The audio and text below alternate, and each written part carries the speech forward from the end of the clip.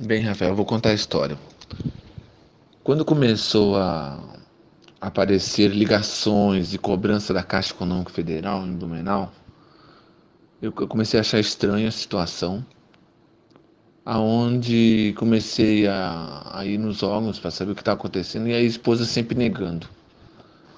Então, um belo dia, houve uma ligação de Minas Gerais dizendo se a minha ex-esposa aparecesse lá.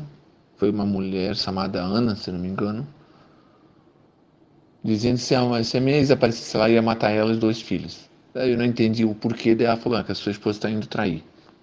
Então aí começou a.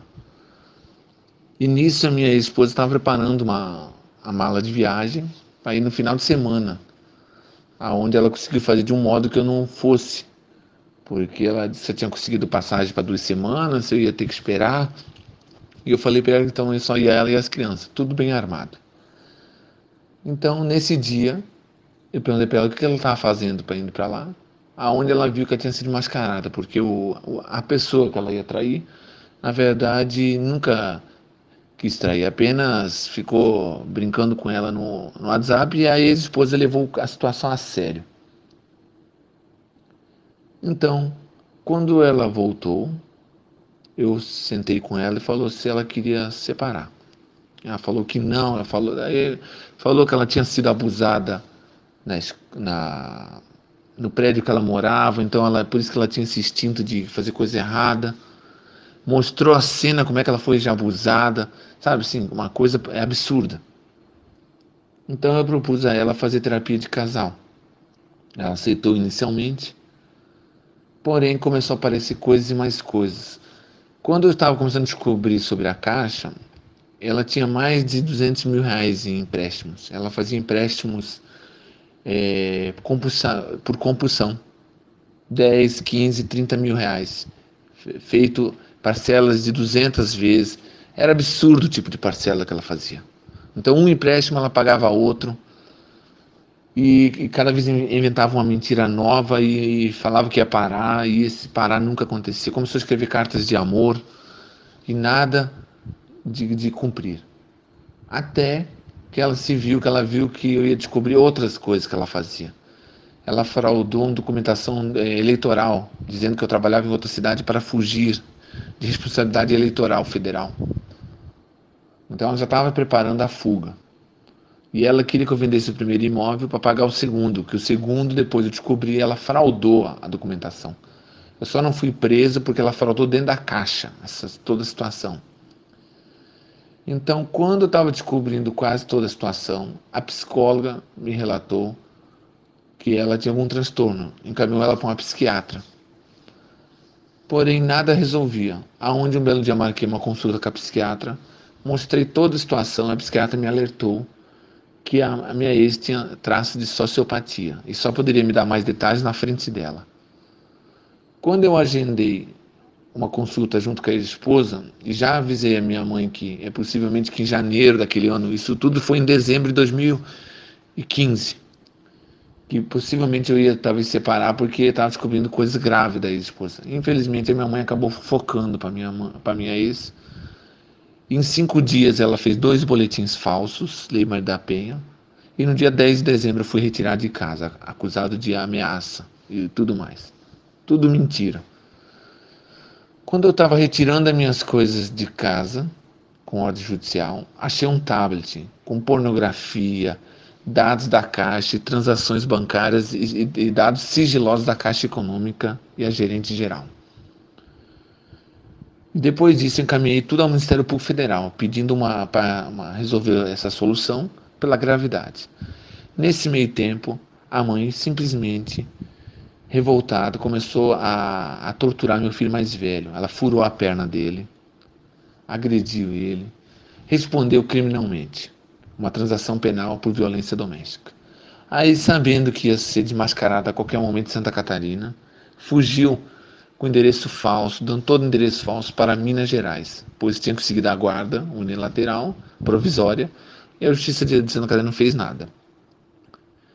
Depois de 3 meses eu consegui localizar as crianças, e lá em Minas Gerais ela fez um monte de acusação falsa, tive sérios problemas com o Conselho Tutelar. Nenhum Conselho Tutelar funciona nesse país, tanto Santa Catarina, Minas Gerais e Blumenau e Angra dos Reis. Todos são omissos. Aqui em Angra dos Reis, os parentes chegaram a comprar eles, fazer laudo falso, para ter uma noção. Em Minas Gerais, ela tentou 2 medidas protetivas. A primeira, a própria Justiça Mineira negou, porque não tinha prova alguma de fatos. E a segunda, eu quis que continuasse para pedir um exame psicológico, aonde com esse exame foi mostrada a tortura nas crianças.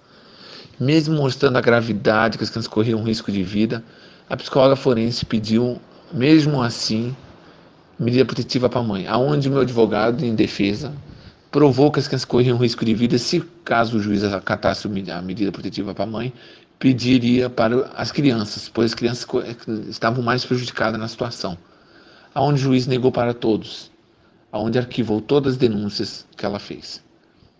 Aonde ela respondeu sobre denúncia falsa, lá em Minas, e a guarda sempre conseguia um mínimo, o juiz nunca respeitou nada sobre as crianças. Eu tenho um alvará que não é respeitado. E quando as coisas foram começar a responder sobre outros crimes, a avó acabou batendo a criança dentro do restaurante, a cabeça na parede.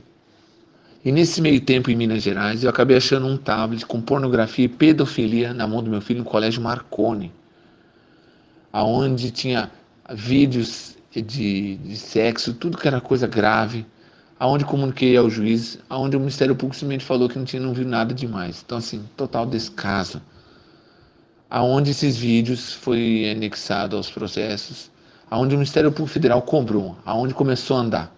E nesse meio tempo a avó também agrediu a cabeça da criança com 3 socos na parede, aonde responde, e a mãe foi incluída por omissão, aonde a promotora viu que a coisa ficou grave e foi responder um processo.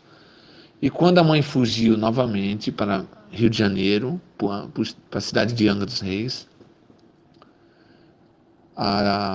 uma advogada, vendo a situação grave na delegacia da criança, disse para eu denunciar a delegada por omissão e prevaricação, aonde a delegada acabou fazendo um pedido de medida protetiva para as crianças, aonde nunca até agora foi acatado.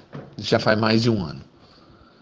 Aqui em Angra dos Reis, eu só consegui ajuda através do Ministério Público Federal.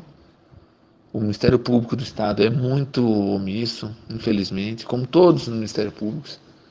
E nesse momento existe um pedido de socorro através do Ministério Público Federal sob ameaça de morte. A mãe ameaçou minha família dizendo que vai matar as crianças. Isso via WhatsApp. Então a situação toda é essa. Ela já ameaçou de me matar avisando as crianças. Isso está com o Ministério Público também, no criminal. E eu fico de mãos atadas. Eu estou nesse momento sem poder ver as crianças. A Defensoria pediu busca e apreensão das crianças. E a mãe agora pediu para suspender as visitas. E se no máximo o juiz a conceder, para eu ver as crianças dentro da casa dela. Um detalhe, uma pessoa que ameaça de morte e o pai também. Então, eu não tenho mais aonde recorrer. Então eu peço essa ajuda, por favor.